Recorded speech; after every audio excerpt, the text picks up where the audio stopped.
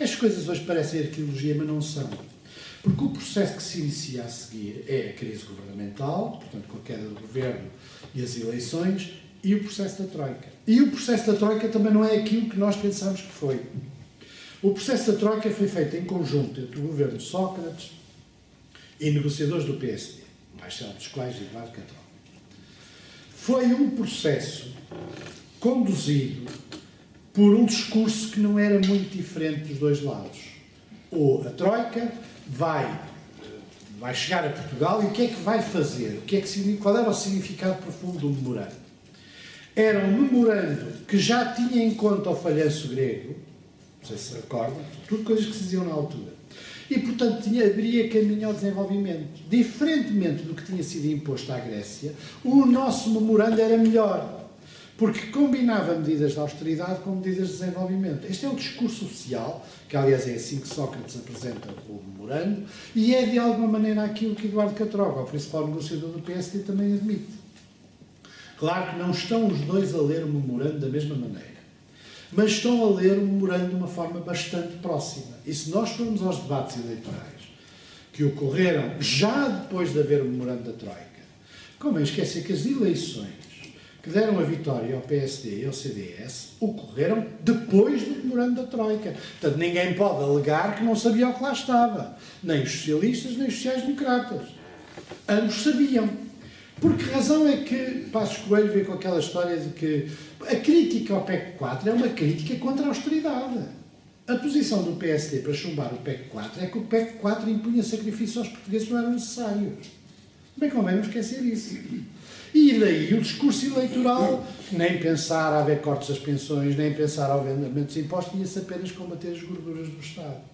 Tudo isto encaixa na época, não encaixa na nossa memória de hoje do que aconteceu. Mas na época encaixa. De tal maneira que nos primeiros meses do governo PSD, de CDS, ninguém falava em austeridade. Quando é que se começou a falar em austeridade? Quando houve o primeiro vislumbre de que as coisas iam ser muito complicadas quanto ao déficit. E esse primeiro vislumbre é o corte de meio mês do subsídio de Natal, apresentado como a única medida que era necessária para pôr em ordem as finanças públicas. Também já ninguém se lembra. O corte do subsídio de Natal era o único e bastava. E esse foi o discurso com que foi apresentado à nação, exatamente. E a partir daí é que, em particular, o ministro Vítor Gaspar, que era um técnico conhecedor, se começou a perceber que isto de controlar os números do orçamento era muito mais complicado do que o que parecia.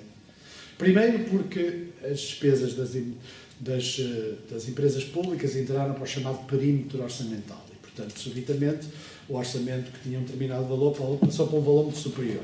Mas, na verdade, até então, não havia obrigação de as incluir no perímetro orçamental. Portanto, passou a ser muito mais difícil controlar o déficit. A tal ponto que, a um determinado momento, o ministro Vítor Gaspar, até então o discurso não é muito diferente do discurso inicial. O próprio memorando da Troika foi imediatamente revisto no sentido de que certas medidas não iriam ser aplicadas, a primeira das quais a extinção de municípios. Portanto, o próprio governo, desde o início, decidiu que havia aspectos do memorando que não aplicavam.